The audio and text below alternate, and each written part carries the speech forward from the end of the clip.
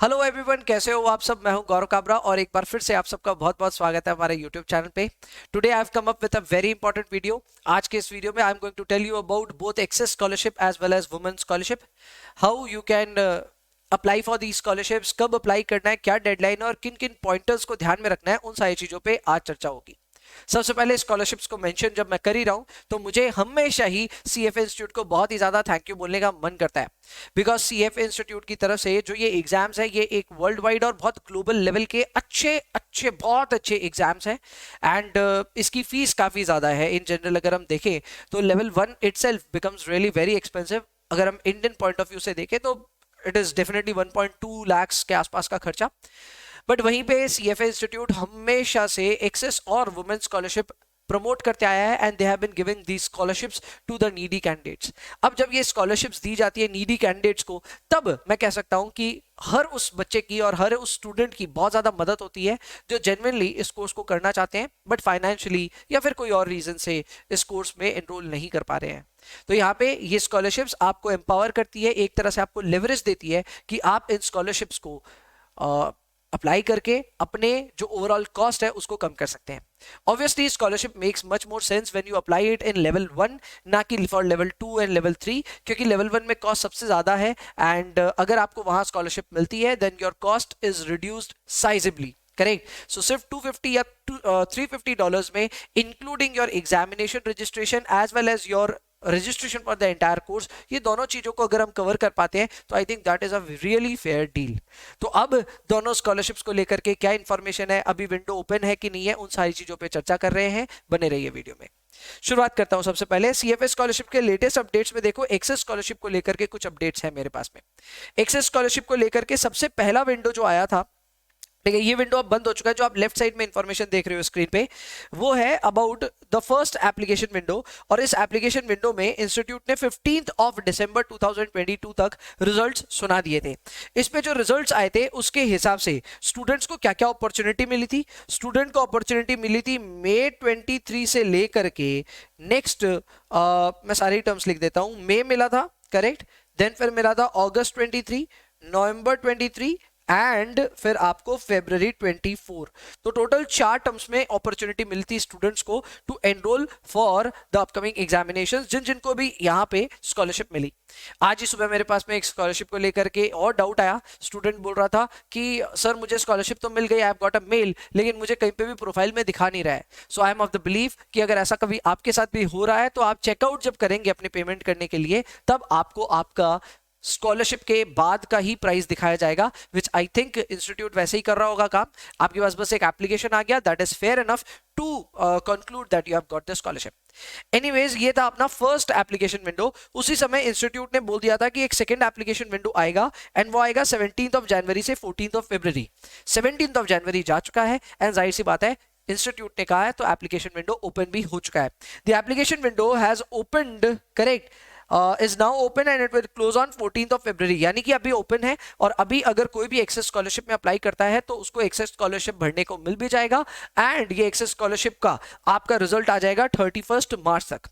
अब यहाँ पे मेरे कुछ ऑब्जर्वेशंस हैं। मेरे ऑब्जर्वेशंस ये हैं कि यहाँ पे जब दिसंबर में एग्जाम ये रिजल्ट आया था एक्सेस स्कॉलरशिप का, तो सीधी वैलिडिटी मिली थी मई की, करेक्ट। तो मुझे ये लगता है कि अब ये 4 महीने बाद ये स्कॉलरशिप का रिजल्ट आने वाला है। मतलब अगर आप दिसंबर से लेकर के मार्च तक का देखें तो लगभग 4 महीने हो गए और 4 महीने बाद ये रिजल्ट आ रहा है। तो आई एम ऑफ द बिलीव कि मई 23 का एग्जाम देने को तो मिलेगा ही नहीं। So that is not going to be considered. मुझे थोड़ा बहुत ऐसा डर भी लगता है कि शायद अगस्त का भी एग्जामिनेशन देने को ना मिले। Again I am not sure about it.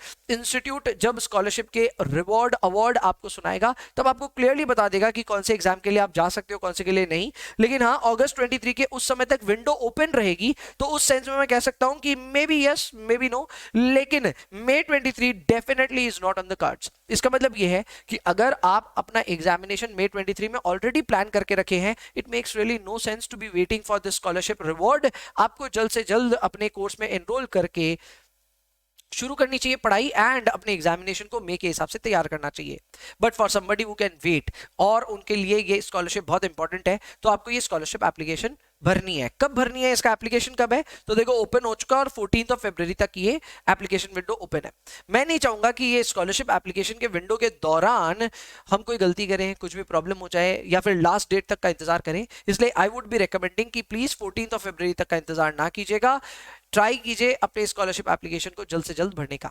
हाँ, एक चीज मैं बता देना चाहता हूं, स्कॉलरशिप एप्लीकेशन भरते वक्त आपको अपने पासपोर्ट की जरूरत नहीं होती है, but that is not an excuse to having one. आपको पासपोर्ट जल्द से जल्द अप्लाई कर देना चाहिए। अगर कल को आपके पास अभी पासपोर्ट नहीं भी है तो भी you have a fair amount of time in your hand, लगभग 1 महीना है, उस बीच में अपने पासपोर्ट को जरूर से जरूर बनवा लीजिए and then apply for the scholarship. अगर कल को आपका पासपोर्ट नहीं आता है इस टाइम फ्रेम में, तो स्कॉलरशिप के लिए आप अप्लाई अगर कर सकते हो तो कर दीजिएगा। If you get a reward तो उस समय तो आपको पासपोर्ट नंबर सबमिट करना ही पड़ेगा। So this is a mandatory thing, ध्यान रखिएगा इस बात का। बिना पासपोर्ट के लिए कोई भी एप्लीकेशन मत भरिए अदर देन स्कॉलरशिप, क्योंकि स्कॉलरशिप में पासपोर्ट नंबर नहीं मांगते हैं, पर अगर आप एग्जाम रजिस्टर कर रहे हैं तो उसमें पासपोर्ट नंबर मांगेगा and that is very important कि आप वो सही सही दो। ठीक है, so that was about access scholarship. अगर एक्सेस स्कॉलरशिप के आगे हम बढ़े तो वुमेन स्कॉलरशिप की भी बात कर लेते हैं। तो वुमेन स्कॉलरशिप को लेकर के भी क्लियरली इंस्टीट्यूट ने कहा था कि देखो अभी 3 अक्टूबर तक आपकी स्कॉलरशिप एप्लीकेशन विंडो ओपन थी लास्ट टाइम, और अभी ये 5 फरवरी तक अगेन ओपन है। इसमें भी 31 मार्च तक इंस्टीट्यूट डिसीजन दे देगा। अभी ये वुमेन स्कॉलरशिप भी ओपन है, yes you have heard it right, women scholarship भी ओपन है और ये 5 फरवरी तक ओपन है। हालांकि वुमेन स्कॉलरशिप पे मैंने ऑलरेडी एक डिटेल्ड वीडियो बना दिया था और आप जाकर के वो भी देख सकते हैं चैनल पे, लेकिन ये वुमेन स्कॉलरशिप जो है ये 5 फरवरी तक एप्लीकेबल है और जल्द से जल्द जो भी अप्लाई करना चाहते हैं वो अप्लाई कर सकते हैं। Now here again comes the second question कि ये कौन से टर्म के लिए एप्लीकेबल होगा। So again I am of the believe कि मई 23 के लिए तो होगा ही नहीं, हो सकता है कि अगस्त के लिए भी ये एप्लीकेबल ना हो, बट अगेन वो इंस्टीट्यूट ही बताएगा। मई 23 के एग्जामिनीज या फिर देने वाले aspirants please don't apply for this scholarship और don't wait for this scholarship. बाद बाकी आगे के टर्म्स वाले सोच सकते हैं इसके बारे में। अब यहाँ पे वुमेन स्कॉलरशिप की एक और खास बात यह है कि अगर कोई भी ऐसा नीडी कैंडिडेट है जो एक्सेस और वुमेन स्कॉलरशिप दोनों में अप्लाई करना चाहता है, they are free to do so. आप आमतौर पे कर सकते हैं दोनों स्कॉलरशिप पे अप्लाई। आपको जहां से भी स्कॉलरशिप का पहला रिवॉर्ड मिल जाएगा उसी स्कॉलरशिप में जाकर के आप एनरोल करके खत्म कर सकते हैं अपने एनरोलमेंट प्रोसेस को। और कल को अगर आपको मान लो वुमेन स्कॉलरशिप और एक्सेस स्कॉलरशिप दोनों में से कोई एक अप्लाई करना है, आई वुड स्टिल से कि women please go for women scholarship, क्योंकि यहाँ पे स्कॉलरशिप मिलने के चांसेस और ज्यादा हायर है, specially if you are working. तो ये चीज का ध्यान रखिएगा, if you are working then you should be going for this scholarship. Okay चलो परफेक्ट। इसके अलावा next we move on to important things और evaluation criteria. Now this is also very very important. आमतौर पे इवैल्यूएशन क्राइटेरिया को लेकर के काफी स्टूडेंट्स क्लियर नहीं रहते, उनके माइंड में क्लियर नहीं रहता है कि as to what they need to do. तो यहाँ पे ये पूरी क्लैरिटी लेकर के आ रहा हूं मैं कि आपको एग्जैक्टली करना क्या क्या है। सबसे पहले आपको एक फाइनेंशियल नीड तो देखो होनी चाहिए। अगर आपको एक फाइनेंशियल नीड है तो definitely institute will consider that and आपको स्कॉलरशिप मिलने के चांसेस बढ़ जाते हैं। So financial need extremely important. इसके अलावा अगर आपकी कोई अकॉम्प्लिशमेंट है जो कि एकेडमिक या फिर प्रोफेशनल फ्रंट पे है तो उसको जरूर से मेंशन करें। एग्जांपल के तौर पे अगर आप एक चार्टर्ड अकाउंटेंट हैं, डू मेंशन इट। अगर आप एक इंजीनियर हैं, आपने कहीं से इंजीनियरिंग करी है, प्लीज मेंशन करो। बेसिकली आपकी जो भी एकेडमिक क्वालिफिकेशंस हैं, इसके अलावा अगर आपने अपने लाइफ में कोई बड़े अचीवमेंट्स हासिल किए तो उन सब चीज को मेंशन जरूर से कीजिए, इससे आपकी क्रेडिबिलिटी बढ़ती है। इसके अलावा hardship phase, now this is important. Hardship phase ये मैंने देखा है और ये थोड़ा सा इमोशनल एंगल है, लेकिन इंस्टीट्यूट खुद कहता है कि अगर आपने अपनी लाइफ में कोई भी हार्डशिप फेस की है जो कि नॉन फाइनेंशियल नेचर की है तो उसको भी जरूर से मेंशन करें। इसमें मैंने लास्ट टाइम भी एक एग्जांपल दिया था, somebody who is differently abled, handicapped है, तो उनको जरूर से मेंशन करना चाहिए that they have a condition like that. इसके अलावा somebody who has certain other problems और फैमिली में कोई और समस्या है, हेल्थ से रिलेटेड भी अगर कोई अफेयर है, you can mention that as well. अगर आप अपने फैमिली में आपके पेरेंट्स में से कोई नहीं है तो उन सब चीजों को भी यहाँ पे मेंशन करना is a good idea. Again आप कहेंगे कि सर आप तो एकदम इंडियन आइडल चला दिए। नहीं, ऐसी बात नहीं है। इंस्टीट्यूट खुद प्रमोट करता है कि अगर आपके लाइफ में कोई हार्डशिप है और आपने उस हार्डशिप को अच्छे से डील किया, उसका एक एग्जाम्पल सेट कर सकते हैं, तो जरूर से इसको अपने ऐसे में मेंशन करना चाहिए। So this also increases your chances of getting a scholarship reward. इसके अलावा contribution to the local CFA society. Now this is the most ignored area. आमतौर पे जो स्टूडेंट्स अप्लाई करते हैं फॉर सीएफए उनको पता भी नहीं रहता है कि there is a local CFA society, so for obvious reasons वो कुछ भी कंट्रीब्यूट नहीं करते, but working professionals have close associations with local CFA society. तो अगर आपने सीएफए सोसाइटी जो आपके इर्द गिर्द है, जैसे अगर मैं इंडिया की बात करूं तो जगह जगह है सीएफए की सोसाइटीज, हर मेजर बड़े सिटी में आपको सीएफए की सोसाइटी मिलेगी।